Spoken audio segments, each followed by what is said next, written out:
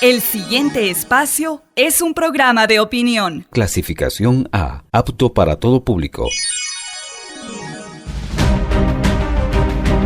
El análisis, la información, los temas de la actualidad y las tendencias están en una sola frecuencia. Frecuencia Política. Frecuencia Política. En tu radio, en tu compu, en tu celu, en tu tablet, aquí por la señal de Pichincha Universal. Comenzamos. Buenas tardes, amigos y amigas de Frecuencia Política. Qué gusto estar otra semana con ustedes. Otro miércoles, en esta ocasión, miércoles 3 de junio, haciendo este programa que, como siempre le decimos, trata de llevar lo mejor del ámbito político, económico, social, cultural de la provincia de Pichincha, de la ciudad de Quito, pero evidentemente a nivel nacional. Damos, como siempre, las gracias a todos quienes hacen Frecuencia Política, sobre todo a la audiencia que siempre es creciente y que nos puede seguir por medio de esta, su emisora, Radio Pichincha Universal, que usted puede acceder a ella a través del dial 95.3 FM para la ciudad de Quito y 94.5 para el resto de la provincia de Pichincha, particularmente el noroccidente. También la amplia audiencia que se tiene cada vez más desde las redes de la propia radio, www.pichinchacomunicaciones.com.es, la retransmisión que hacemos de este programa por nuestra cuenta de Facebook, Facebook Live, el día domingo a las 9:30 de la noche, una suerte de reprise, de repetición del programa que se transmite los días miércoles, y evidentemente usted puede ver a través de las cuentas de Twitter de Pavel ML y de Frecu Política, lo que nuestros invitados, ¿no es cierto?, ponen a consideración de nuestra audiencia aquí en Frecuencia Política. Siempre les decimos, estamos en época de pandemia haciendo la grabación un día antes, por lo tanto, hoy es martes 2 de junio, pero a 24 horas de que este programa pueda ser ya lanzado. Tenemos en esta ocasión, y estamos muy contentos de ello, una invitada internacional. Además, una persona muy jovial, muy interesante, digamos, activista en varios temas, en el ámbito del feminismo, por los derechos de la niñez, el tema de las ciudades, el derecho a la ciudad también, y conversaremos con ella de los retos que nos plantea la pospandemia, sobre todo a nivel local. Tiene una columna, una audiocolumna, como se llama, y a partir de esto ha lanzado un debate que nos ha parecido interesante recuperar aquí en Frecuencia Política. Voy a dejar la sorpresa para después y para que la puedan conocer ampliamente. Y de inicio, decirles siempre esta nota introductoria. También les recuerdo, no estamos haciendo nuestra nota editorial por estos días. Lo vamos a recuperar ya pronto. El día de hoy, justamente 3 de junio, estamos volviendo a esta, entre comillas, llamada nueva normalidad. Ya el país se encuentra en semáforo amarillo. Se ha hablado de un semáforo amarillo modificado. Creo que a todos nos costará acostumbrarnos, pero estamos también prestos a poder hacerlo con la disciplina ciudadana que esto exige. Tenemos toque de queda entre las 21 horas, y las 5 de la mañana, es decir, ahí no habrá circulación. Se circula los carros de manera diferenciada, los de placa par un día, los de placa impar otro, y la ocupación de, digamos, sitios de oficina se lo hace de manera parcial. Son las autoridades las que pueden establecer los parámetros para esto y nosotros les pedimos que en ese caso vea solamente información oficial y siga lo que ya se ha dado como pautas esenciales: lavarse las manos con regularidad, utilizar la mascarilla de manera obligatoria. Esta es una regulación, hay un gran debate si sí, si no, pero esta es una regulación para el caso al menos de nuestra provincia y nuestra ciudad, y el distanciamiento físico que también ha sido planteado, ¿no es cierto?, para que sean estas medidas preventivas. Nos ha parecido importante poner a consideración de ustedes la evaluación que hemos empezado a hacer nosotros a título personal, como asambleístas, pero también respaldados en el grupo parlamentario, que tiene dos propósitos: la erradicación de la extrema pobreza y el cumplimiento de los objetivos de desarrollo sostenible, del informe que presentara el presidente de la República el 24 de mayo. Recuerden ustedes que sobre este informe han habido muchas críticas. Estas críticas han sido sobre todo que fue un informe muy, digamos, yo lo califico como un informe absolutamente mediocre. No puso información relevante de por medio, no conocemos y los asambleístas no tenemos una copia del informe para poder verificarla, pero evidentemente sí hay la posibilidad de acceder a las fuentes de información que son públicas, y en las fuentes de información que son públicas estamos haciendo el trabajo que legalmente debería hacer la Asamblea Nacional y que hasta el momento no lo hace. ¿Qué establece el marco legal? Que el informe presentado por el presidente sea enviado a una comisión especializada de la Asamblea Nacional esta asamblea se tomara un tiempo necesario, el tiempo que fuera necesario para hacer la evaluación del informe y luego le presentara al Pleno de la Asamblea Nacional para que en un solo debate este Pleno pudiera pronunciarse sobre ese informe, su contundencia, la calidad de sus datos, de qué manera se viene cumpliendo o no el Plan Nacional de Desarrollo y las, digamos, proyecciones que se avecinan para el próximo año. Recordemos a nuestra ciudadanía que estamos ya en el último año de gestión del presidente Moreno, en el último año de gestión de esta asamblea. Desapareció la figura institucional de la muerte cruzada de la que tanto se habló y por lo tanto el presidente de la República bien pudo centrar su informe en dar cuenta de lo que ha hecho en estos 3 años. Los que somos críticos sostenemos que nada se ha hecho, ¿no es cierto? O que poquísimo se ha hecho, o lo que es peor, que en muchos casos hemos tenido un proceso de desinstitucionalización y el regreso del país no es de 10, de 20, sino hasta de 30 años en algunos indicadores, y eso es algo que quiero comentar brevemente con ustedes, a pesar de que estamos preparando la información, digamos, del caso de manera contundente, técnica, como es evidentemente nuestra costumbre, y como también exige la ley, y poder, y que ustedes puedan tener una apreciación. Voy a darles 2 o 3 elementos.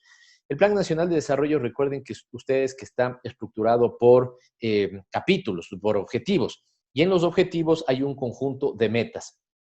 Tenemos 9 objetivos, tenemos más de 100 metas, y lo que uno puede ir viendo es si es que esas metas se van cumpliendo o no. Quiero darles, digamos, una mirada muy panorámica. Insisto, de este tema hablaremos mucho más en las redes sociales. Yo estoy poniendo información de esto, pero quiero hablarles de 2 o 3 objetivos máximos si nos da el tiempo. El primer objetivo habla de garantizar una vida digna con iguales oportunidades para todas las personas. Ahí ustedes tienen temas como extrema pobreza, pobreza por ingresos, pobreza multidimensional, mortalidad materna, mortalidad infantil, trabajo infantil. ¿Qué es lo que está pasando con este gran objetivo y con las metas que están ahí planteadas? El 16% de estas metas están en tendencia, pero con un esfuerzo insuficiente. Es decir, vamos a ir en tendencia de disminuir o de crecer según fuera el indicador, pero no tenemos la fuerza para que se cumpla la meta, por lo tanto el 16% no se cumpliría. Solamente el 26% de las metas que están planteadas en ese objetivo, ¿no es cierto? Es decir, un poquito más de 2 de cada 10 sí están cumplidas, el 28% no tenemos información y es lamentable que el 30% de las metas estén en retroceso. ¿Dónde tenemos retrocesos y por qué advertimos que tenemos un regreso en indicadores sociales hasta de 20 o 30 años atrás?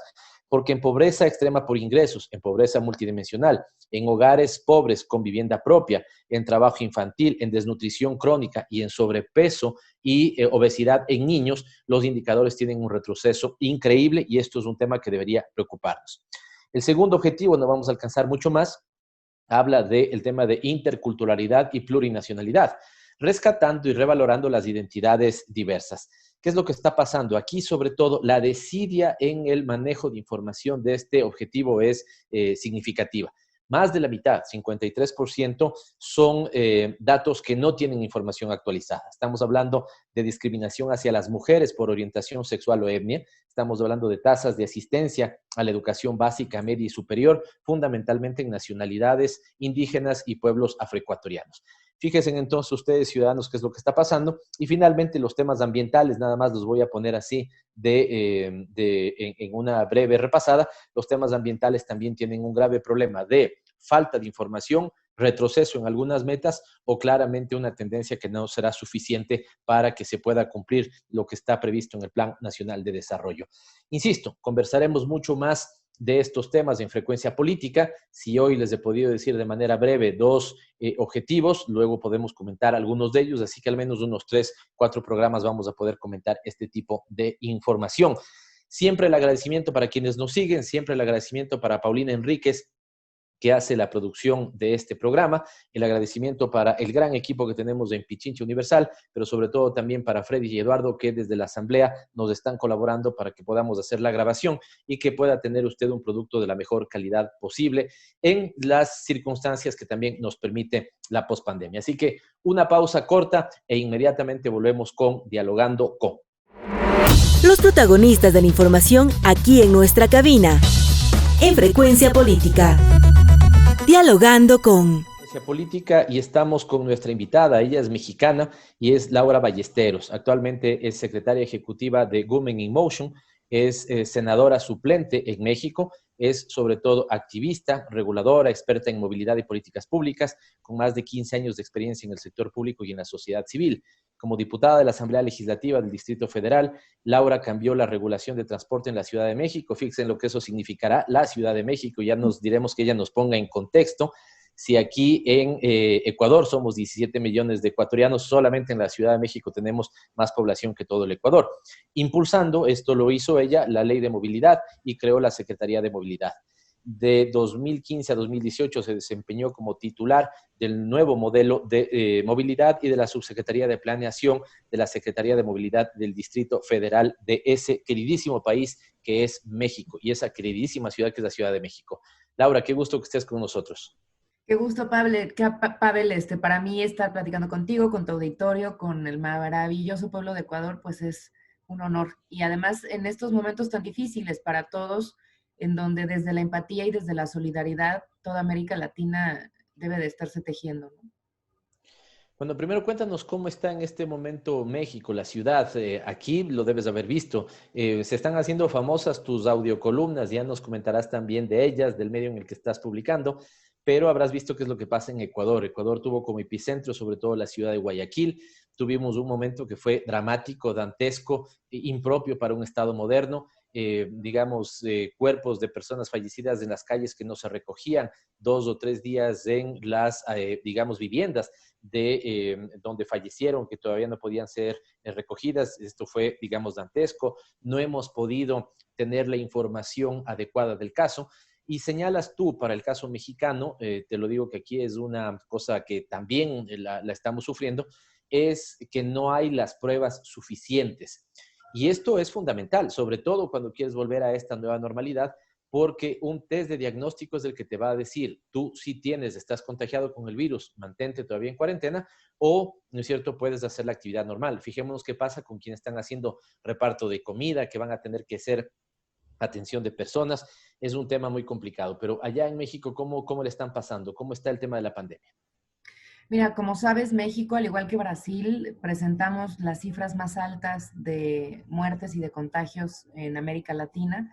Esto no es un asunto menor, y no es un asunto menor porque aún sin la detección masiva de la enfermedad, del virus, es decir, ante la ausencia de pruebas universales, aún con esta, insisto, ausencia para la detección, los pocos datos que tiene disponibles el gobierno, que es a través de un sistema centinela, que lo único que hace es generar una especie de muestreo en el país por entidad de lo que está sucediendo, una fotografía muy particular sobre un territorio muy particular, que a todas luces es insuficiente. Aún con esa insuficiencia de datos estamos teniendo de las cifras más altas del continente. Y esto, sin duda, pues no solamente afecta a la entrada al país, a la nueva normalidad, sino a la situación actual que están viviendo los mexicanos ahora y desde que inició la cuarentena.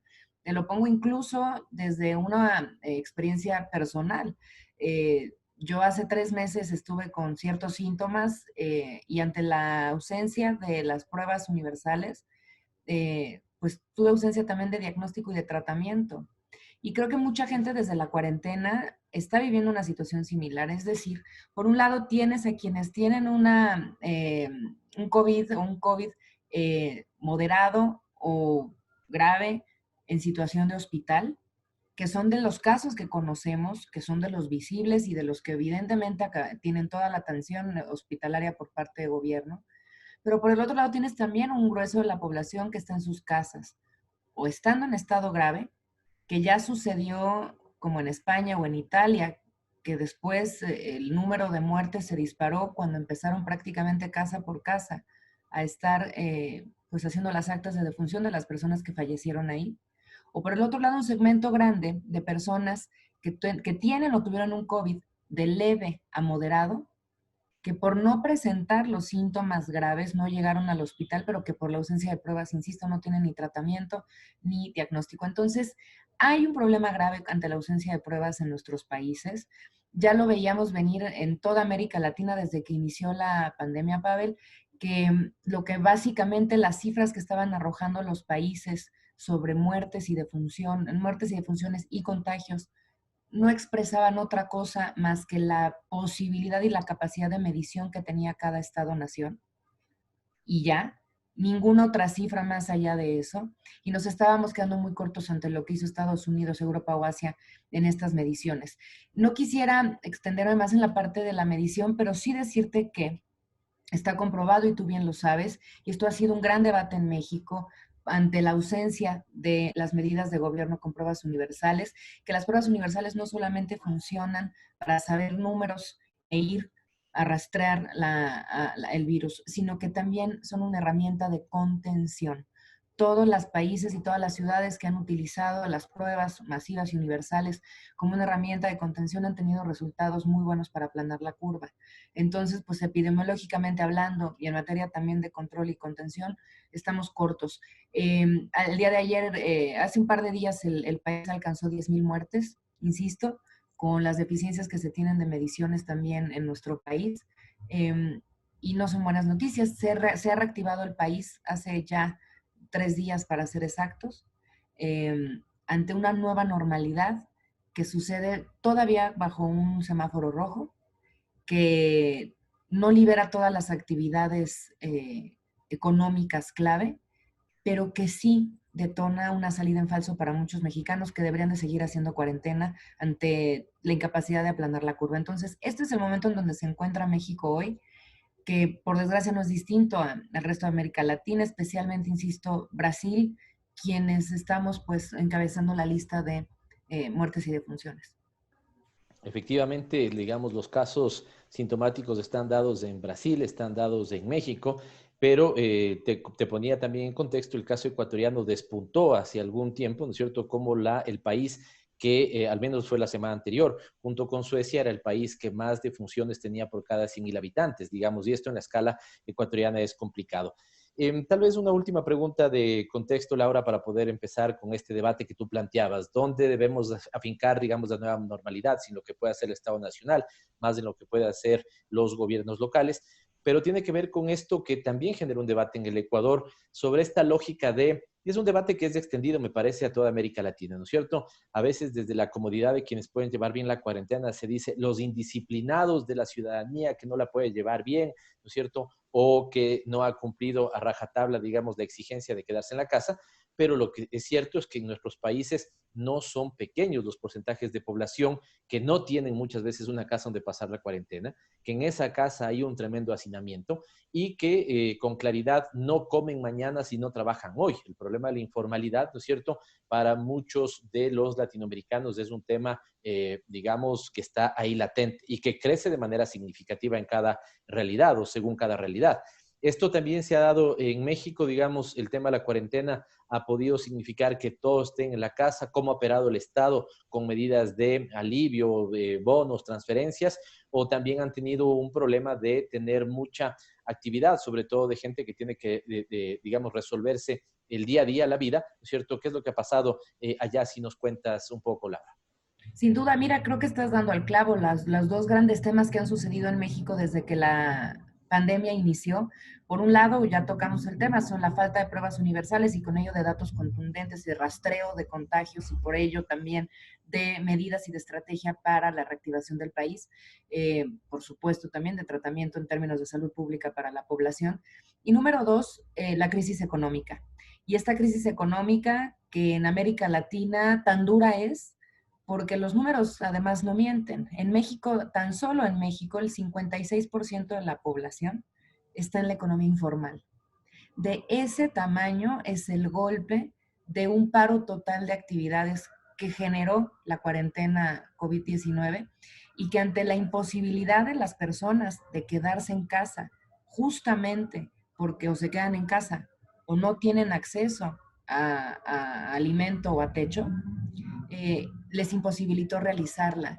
Y vimos a lo largo de estos primeros ya casi 3 meses, 2 meses y medio de cuarentena, y digo fechas distintas porque mucha gente empezó a hacer cuarentena 15 días antes de que el gobierno federal la estableciera formalmente, oficialmente.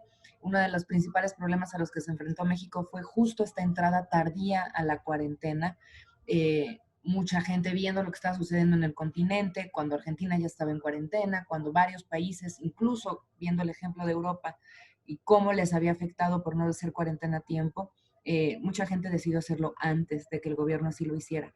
Y en estos ya casi digo 2 meses y medio, 3 meses de pandemia, pues la crisis económica no se ha hecho esperar. Tenemos hoy cifras en donde cerca de 12 millones de mexicanos están en desempleo a partir de la cuarentena. Son 12 millones de mexicanos en desempleo que estaban en las actividades formales. No tenemos todavía las cuentas de los que están en actividades informales, pero sabemos muy bien de cómo desde trabajadoras del hogar hasta personas que trabajan en calle, en distintas actividades y oficios, pues no están siendo retribuidos por parte del gobierno. Se han planteado distintos debates al respecto, desde la parte económica fuerte, macroeconómica, pues apoyos a los distintos sectores empresariales para que puedan tener la capacidad de pagar sueldos y así, de esta manera, sostener a la economía y a los empleados durante una muy buena parte de la pandemia.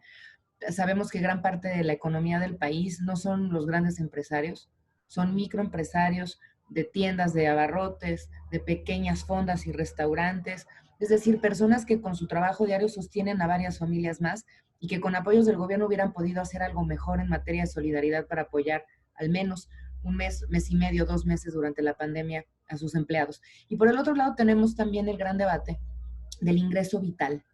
Con esto concluir esta primera parte de la respuesta a tu pregunta, porque el ingreso vital tan importante que ya ha sido discutido en Chile, que ya ha sido discutido en Argentina, que ya ha sido discutido en España, sobre este piso básico de sueldo, de apoyo por parte, de apoyo solidario, emergente por parte del Estado, es fundamental para las familias, Pavel, que hoy no tienen empleo, que hoy se vieron en una crisis económica sin precedentes, casi como lo dice la CEPAL, de economía de guerra, producto del cierre de actividades. Y son debates en donde pues se han quedado en las mesas del legislativo porque no han llegado al ejecutivo aún. Efectivamente, lo que señala Laura es lo que estamos, digamos, que son los ejes de debate en América Latina, insistimos.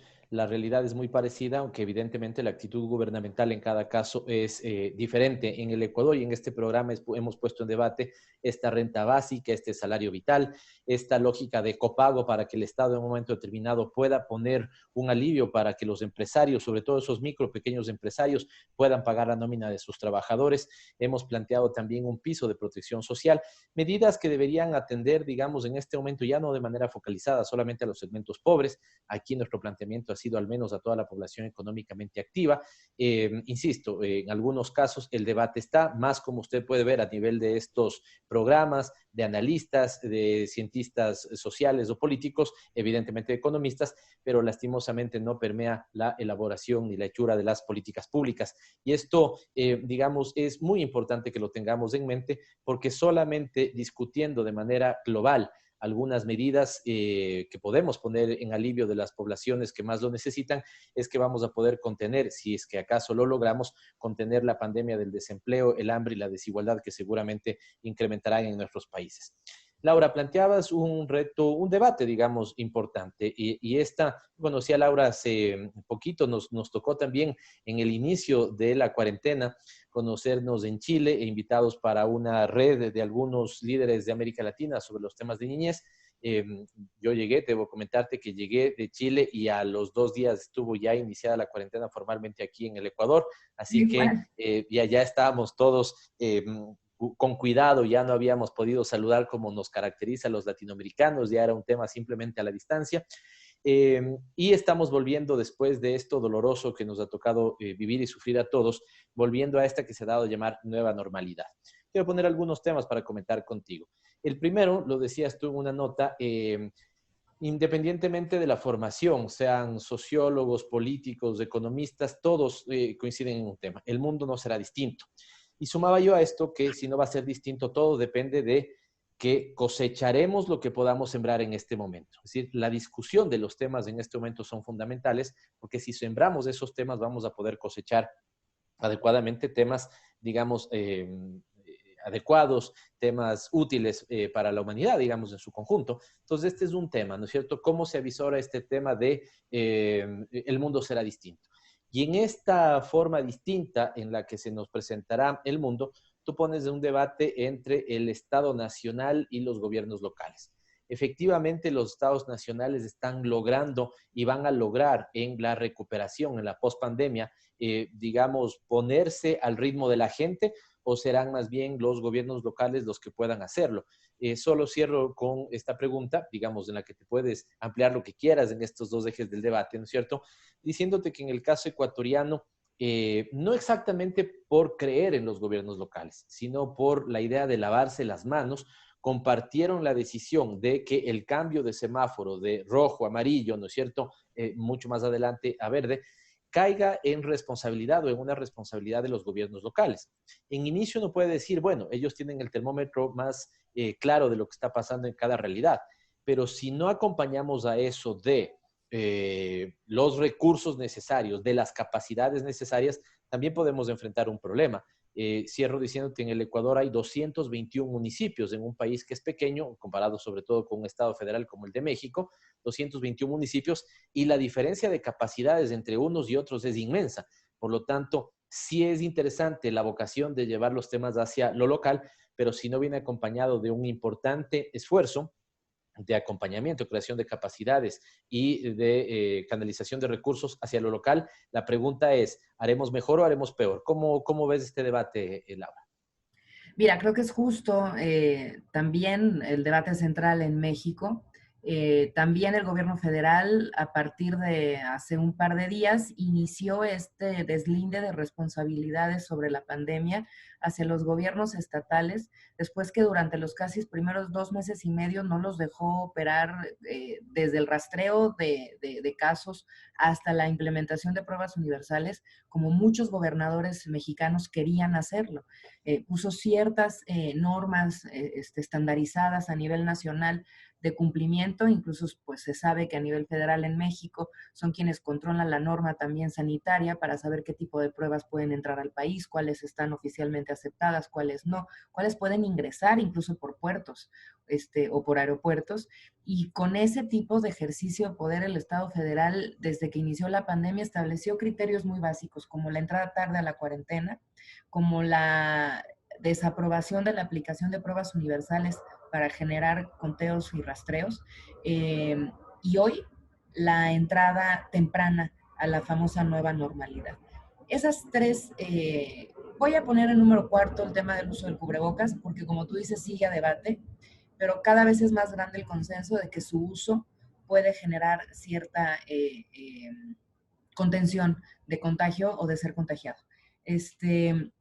Durante estos ejes que se fueron generando en el combate a la pandemia por parte del gobierno federal, de medidas estandarizadas a los estados, tuvieron que trabajar las 32 entidades federativas del país. Y es hoy, justamente, me muevo un poco para acá porque aquí hay un poco de ruido. Y justo a partir de eso es que en esta nueva normalidad que está planteando el gobierno, le está dando la responsabilidad entera a los estados a partir de hace un par de días, para que sean ellos ahora los que lleven no solo el control de la epidemia, el control sanitario de la misma, sino el control epidemiológico, es decir, de la propia rastreo de enfermos y de muertes, pero también de contención de la misma pandemia y de la reactivación, tanto económica como de distintas actividades. Esto es serio porque ya vimos, y justo en este debate que tú bien mencionas, que abro yo y abrimos también ya varios estudiosos de las agendas urbanas y localistas, los estados-nación se han visto rebasados desde hace ya muchos años en muchas de las tareas que tienen por encomienda hacia las comunidades. Y cada vez, conforme van avanzando los años y las distintas problemáticas, son las ciudades las que han tenido las herramientas para resolver a primera instancia las necesidades de los individuos y de las comunidades. Primero porque son la primera cara de trato y de contención a cualquier tipo de problemática. Y en segunda, porque tienen mayor agilidad para poder también implementar, pero también para poder generar o canalizar recursos. Y en esta lógica, los estados-nación y la epidemia del coronavirus no ha sido la excepción, se han visto rebasados, se han visto lentos y se han visto además también en muchas ocasiones poco articulados con sus distintas localidades. Esto en detrimento del derecho superior de las personas a la salud y al bienestar. En este caso específicamente también nos invita a reflexionar de qué manera vamos a organizarnos en el territorio de ahora en adelante, hablando de sistemas de gobierno. Si estamos diciendo que se ha rebasado ya la esfera federal por la falta de reacción inmediata y también la posibilidad de abarcar el territorio en su mayoría, o en la mayoría, los gobiernos metropolitanos, entonces, además de los de las ciudades, empiezan a ejercer también una oportunidad enorme para poder administrar, para poder organizar y para poder resolver la problemática de la gente. Te pongo un ejemplo, y no nos vamos muy lejos, todo centrado a la epidemia COVID. La zona metropolitana del Valle de México, nada más la zona metropolitana del Valle de México, en términos de población, tiene 30 millones, cerca de 30 millones de habitantes. O sea, es de ese tamaño, es solamente la zona metropolitana del Valle de México. Y estamos, insisto, hablando entre 23 y 30 millones, y hay unos 8 millones que de repente están, ¿no?, dando vueltas entre un par de estados más, pero que al final del día forman parte de esta megaciudad, de esta mega urbe, como nos llaman a todos. Hoy es el foco rojo de los focos rojos en materia de contagios esta zona metropolitana. La manera exponencial en la que ha crecido los contagios y las muertes tienen que ver también por la falta de contención y de medidas en materia de salud pública, pero también evidentemente por el grueso poblacional. Si no existe hoy la agilidad en cuanto a normativa, en cuanto a sistema de gobierno y en cuanto a la asignación de recursos para que esta zona le haga frente a la pandemia como hoy lo necesita, un grueso de la población mexicana, cerca del 30%, va a estar en graves problemas de salud pública y de vida también, porque el gobierno federal no tiene la capacidad para llegar con la misma rapidez. Entonces, hoy tenemos esta disyuntiva, Pavel, en donde un gobierno todopoderoso, por los tamaños de los gobiernos nacionales en los que se han construido también los propios gobiernos latinoamericanos, están rebasados, pero al mismo tiempo una falta de gobernanza y de ejercicio práctico hacia las localidades y hacia el territorio, que sigue siendo insuficiente para responder las pandemias y las crisis de hoy. Terminaría diciéndote en esta primera parte de mi respuesta que en México se abre a través de esta delegación de responsabilidades a las localidades a partir del día de hoy por parte del gobierno federal, lo cual quiero decirte que personalmente considero una irresponsabilidad, porque primero pues asumen todas las responsabilidades desde la federación y luego cuando las cosas van mal se las delegan a los gobernadores sin ningún tipo de recursos ni atribuciones para poder entrarle en materia de salud pública, al control hospitalario y al manejo epidemiológico. Pero decirte que esto sí abre la puerta a una discusión mayor, y es, al menos en México, y me parece que también en una muy buena parte de los países latinoamericanos, un nuevo convenio fiscal. Urge un nuevo convenio fiscal entre los estados, es decir, las localidades y la federación, precisamente para construir una nueva gobernanza y una nueva organización territorial.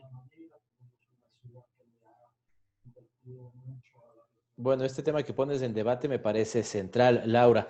Solamente para, digamos, que la audiencia que tenemos pueda identificar las escalas, estamos hablando y estaba revisando para no tener ninguna falla, pero al menos en lo que es el Instituto Nacional de Estadística, Geografía e Informática en México, se estima que al 2020 deberían haber 127 millones de mexicanos en un estado, ¿no es cierto?, que es federado, es decir, hay Estados Unidos, ¿no es cierto?, que componen el país.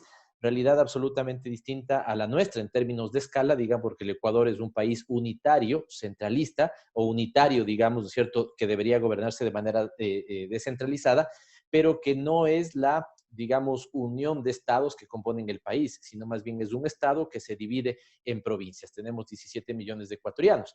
Y ahí me surgen algunas preguntas, ¿no es cierto? Fíjate, Laura, que cuando tú estás planteando ese reto en un estado que es federal, es decir, que le da mucho peso a los estados, que esto tienen capacidad de legislación, que tienen incluso, digamos, importantes estructuras fiscales, en el caso ecuatoriano es de alguna u otra manera todo lo contrario.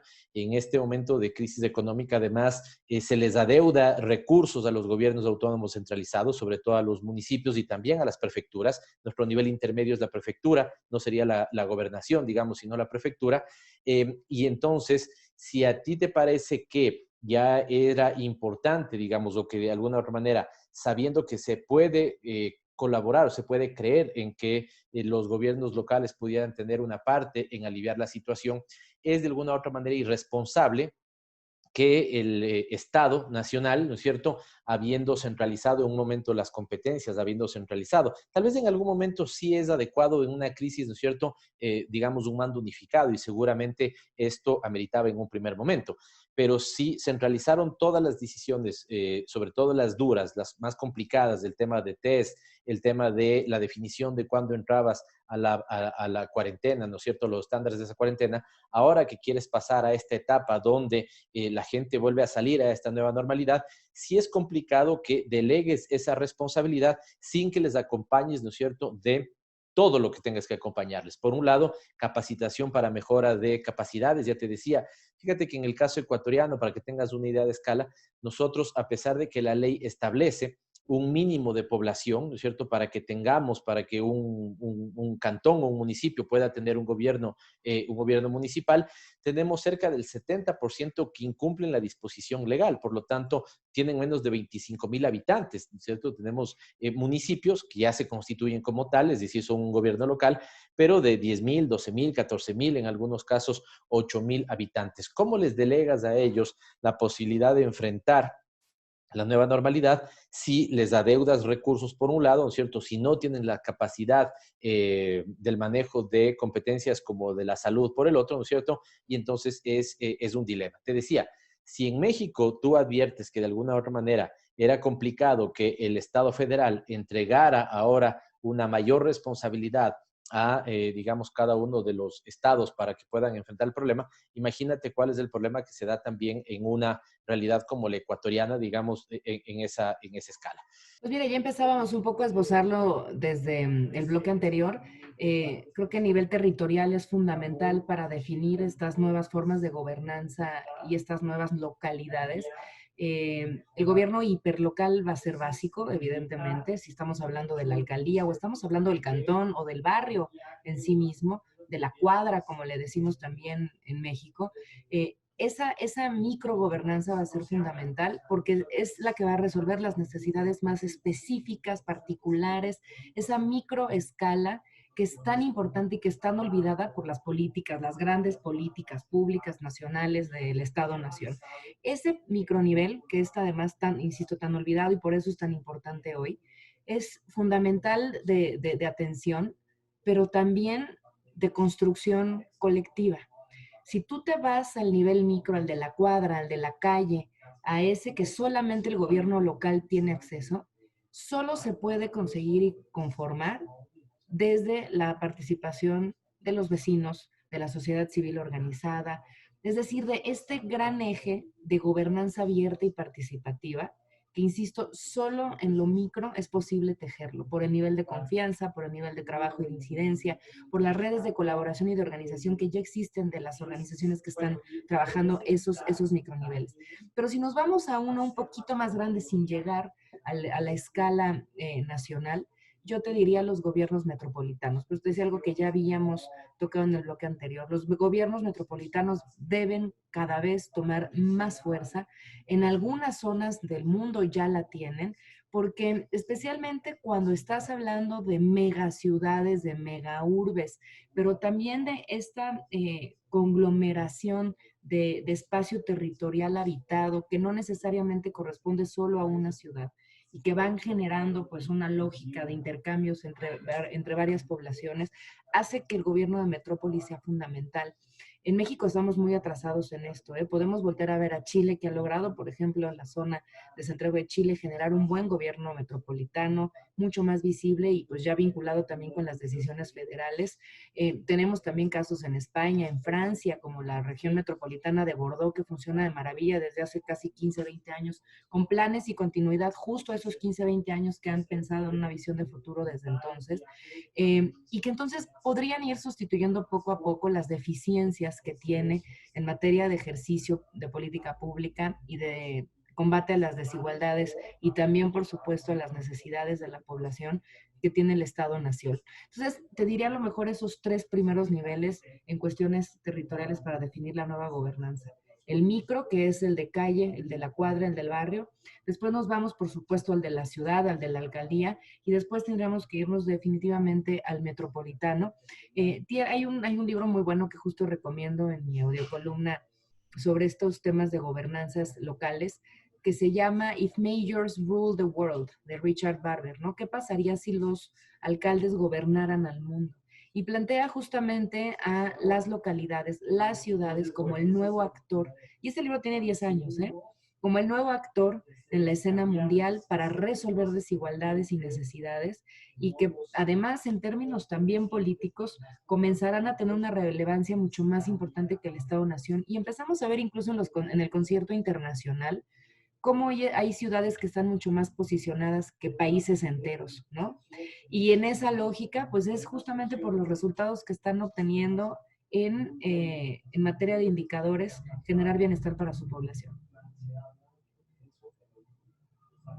Topas un tema central que estuvo muy en discusión aquí en Quito. Quito fue la sede de Hábitat 3 exactamente el 2016, si no estoy mal, si no me falla la memoria. Y en ese momento se definía, Hábitat hay cada 10 años, ¿no es cierto? Y se definía la agenda para los próximos 10 años de lo que debería ser Hábitat, digamos, el derecho a la ciudad y la forma en las que las ciudades deberían organizarse.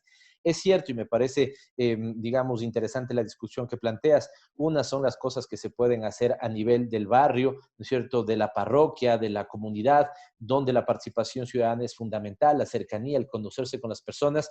Lastimosamente hemos perdido mucho en América Latina. El caso ecuatoriano había bueno, me pongo a pensar incluso en el famoso Chavo, ¿no? La figura de la vecindad.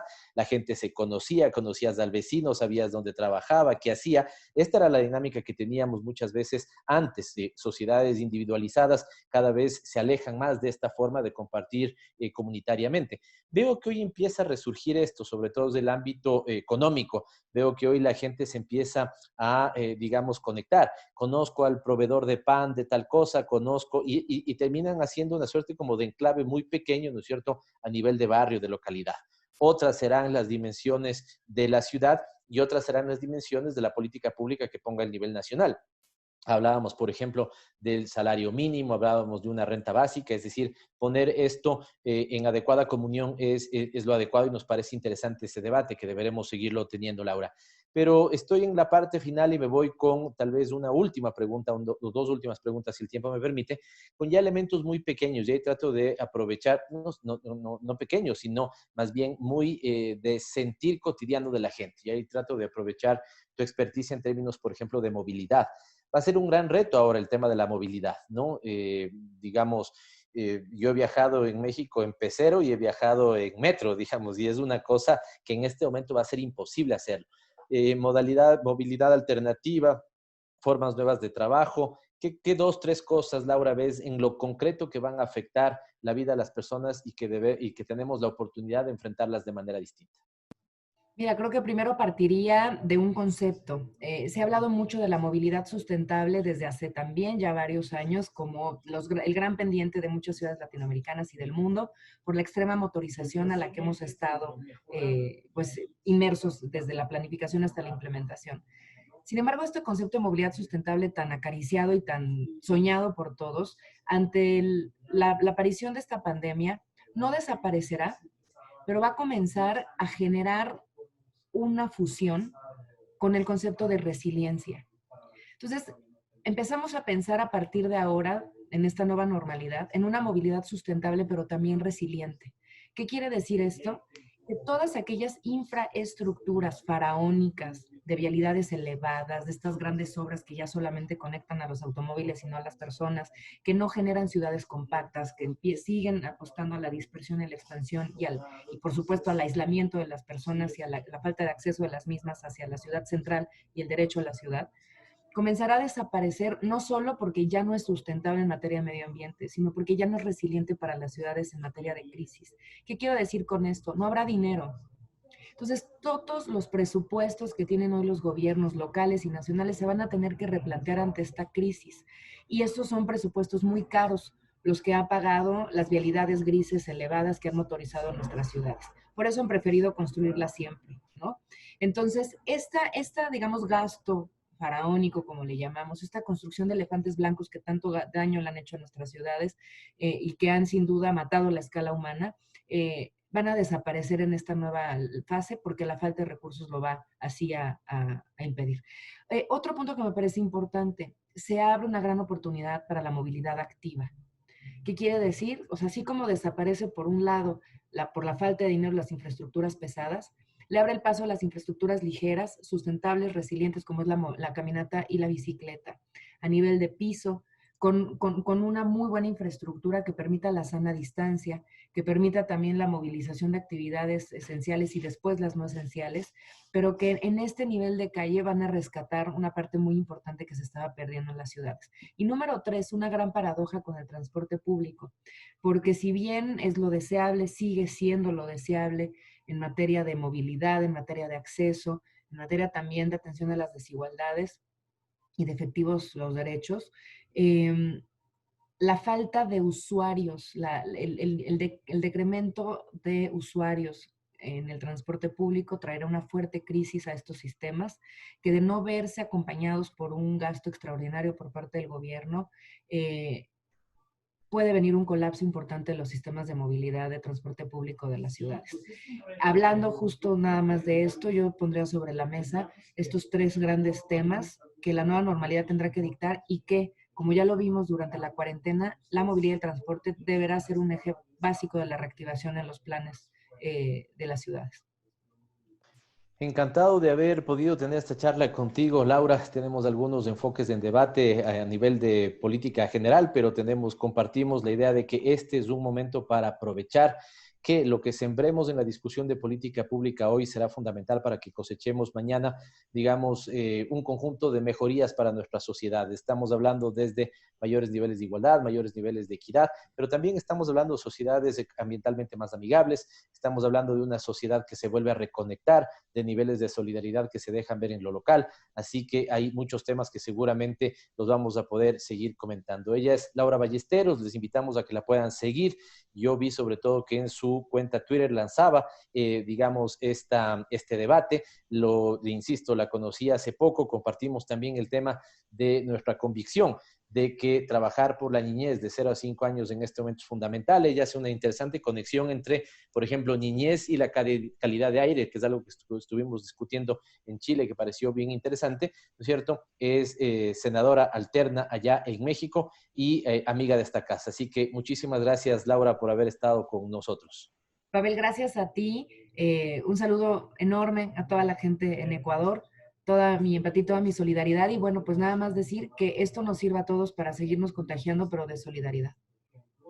Muchísimas gracias, Laura. Seguiremos conversando en alguna otra oportunidad con Laura. Estamos cerca de cerrar Frecuencia Política conmigo hasta la próxima semana, en la que nos volveremos a encontrar y comentar de estos temas interesantes a nivel social, económico, político, cultural, aquí en Frecuencia Política. Les dejo, como ya conocen, con María Belén Proaño, con su segmento El Minuto ODS. María Belén siempre con esta mirada, digamos, atenta, interesante, inteligente, de cómo, en este caso, lo que hemos hablado con Laura, se traduce también en el cumplimiento de la Agenda de Desarrollo, de los Objetivos de Desarrollo Sostenible. Hasta la próxima. De mi parte, nos vemos el próximo miércoles.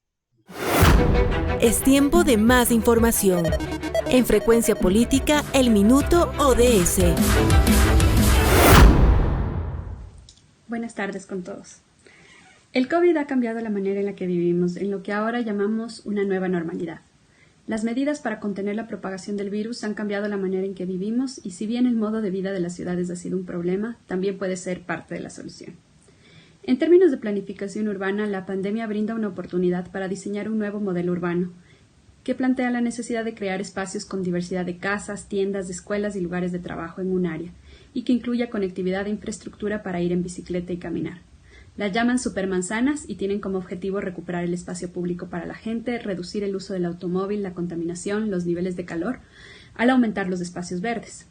Antes de la pandemia se calculaba que, por ejemplo, en España se podían prevenir 700 muertes al año con esta nueva disposición del espacio urbano, sin contar ahora los contagios que se podrían prevenir. La Red de Ciudades Gobiernos Locales Unidos ha creado un decálogo para las ciudades luego de la pandemia, que entre otros temas ha propuesto como pilares garantizar los servicios públicos, modelos de proximidad de consumo y producción, territorios que cuidan a sus servidores públicos la cultura como un antídoto para los efectos secundarios y un sistema interurbano. El documento además propone un fondo internacional de alivio municipal que permita movilizar recursos para sustentar la pérdida de ingresos de los gobiernos locales y de las comunidades.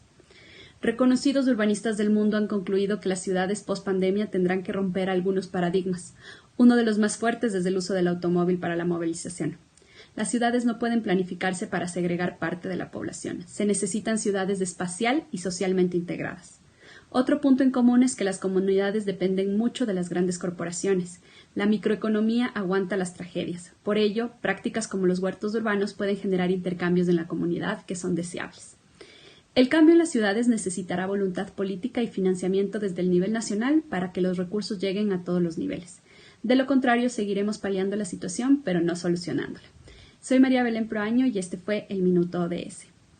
Gracias a todos por permitirnos llegar una vez más a sus hogares por la señal de Pichincha Universal en la 95.3 en Quito y en la 94.5 en el noroccidente de Pichincha. Recuerden nuestro reprise en Facebook los domingos a las 21:30 en la cuenta de Pavel Muñoz Asambleísta. Los esperamos.